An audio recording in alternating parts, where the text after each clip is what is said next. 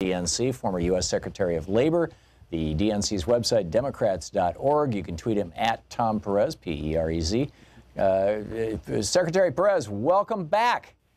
Tom, it's great to be with you and your listeners. Always a pleasure. Or I don't know. Should I call you Chairman Perez? I'm not sure which is the. Tom is the quickest. Tom, okay. Easiest, okay? Because you know the name Tom, so the two Toms can talk. So congratulations. You guys kicked ass in Alabama last night. It is an impressive victory, and I think the most impressive part of it is I know that the Democratic Party, from what I've been reading around the edges, that the Democratic Party played a role in this race, and yet there was such a kind of pseudo-xenophobia. I don't know how what the word is on a state-by-state basis, but down in Alabama, the whole idea of people from out of state coming in was not all that welcome. Notwithstanding Steve Bannon coming in from Harvard and Goldman Sachs and whatnot.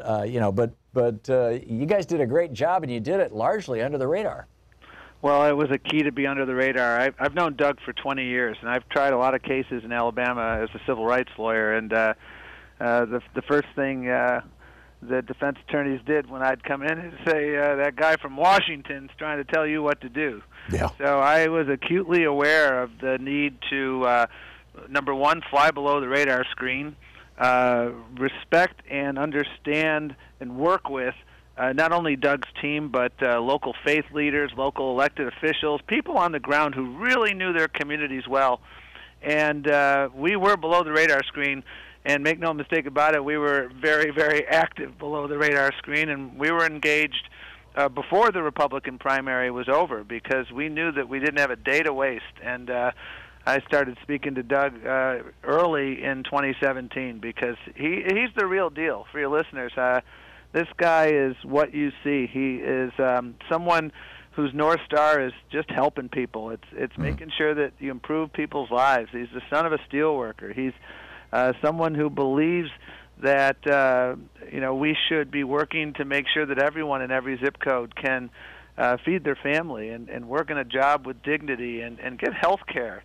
And he believes that we must make sure our criminal justice system is fair. And his work in civil rights is unparalleled, and so I was excited. We invested almost $1 million, and virtually all of it went into African American outreach and millennial outreach. And it's amazing. Doug Jones outperformed Barack Obama.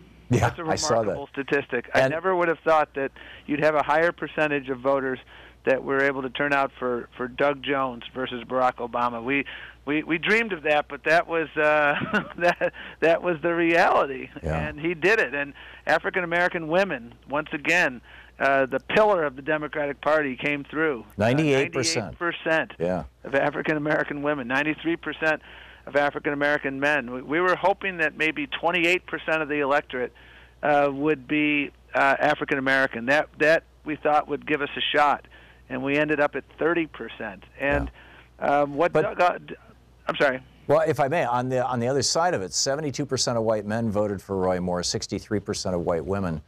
This, whereas 93 and 98% of black men and women, respectively, voted for Doug Jones.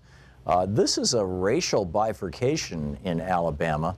I realize that sort of thing is probably more pronounced in the old Confederate states, but what does that tell us about the state of American politics, and how does the Democratic Party strategize around that in the context of trying to build a more multi-ethnic, multiracial, nation as opposed to a more polarized one? Well, Doug actually won women by 16%, and he did spectacularly among millennials. He won by about 20 points. And I think the distinctions you see among women, there's obviously African American women, women of color, were virtually all for Doug Jones. Right. White women with more than a high school degree, Doug Jones did very, very well with. And white women with a high school degree or less, he didn't do so well with. But when you add it all up, it got him across the finish line. Yeah. And what was very impressive, Tom, is not only the African American turnout, but the fact that he was able to compete in those other counties. The key to success in Alabama for any Democrat seeking to prevail is obviously you've got to run up the score in your base areas, which is basically Birmingham and Huntsville and Mobile and Montgomery, and then the so-called Black Belt, which is named after the soil in that area. But then you've got there's 67 counties in Alabama, and you've got to at least hold your own in those other counties. And Doug was able to not only hold his own, he actually flipped 10 of the 67 counties from red to blue. And let me give you one example, because it really shows you how Democrats can win anywhere as long as we organize. There's one small county, Lee County, and if your listeners are wondering, yes, it is named after Robert E. And Donald Trump won that county by 24 points a year ago. Mm-hmm.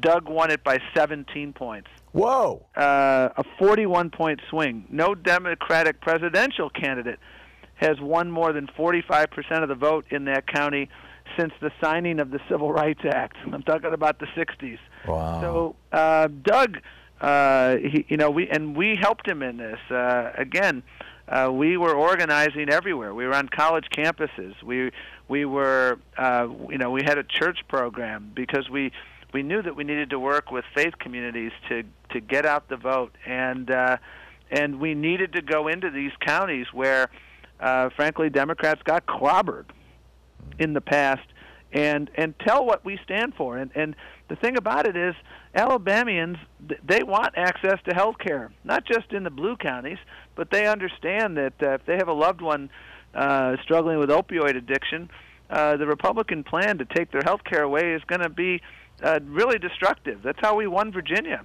We talked about the issues, and the number one issue in Virginia was health care. Yeah. So when we lead with our values, and when we organize and organize early and organize everywhere, and when we did what Doug did in Alabama, and this wasn't about right versus left. This was about right versus wrong. Doug's been fighting for all the right things throughout his career, and the notion that Roy Moore, who all he wanted to do was fight the culture wars. Doug wants to fight for good jobs and health care and all those things, kitchen table issues. Voters saw that, and that's how he was able to succeed. And we've seen this elsewhere across the country. We've been able to win special elections in Oklahoma and Iowa and other places that were beat red country for Donald Trump. And that's what gives me optimism, Tom. And the new DNC, as I told you in one of our prior get-togethers, we're organizing everywhere. And I couldn't say that we're going to have every zip code count strategy and then not invest heavily in Alabama. That's why I was proud to do it. This one, quite frankly, was a bit personal for me because I just know Doug.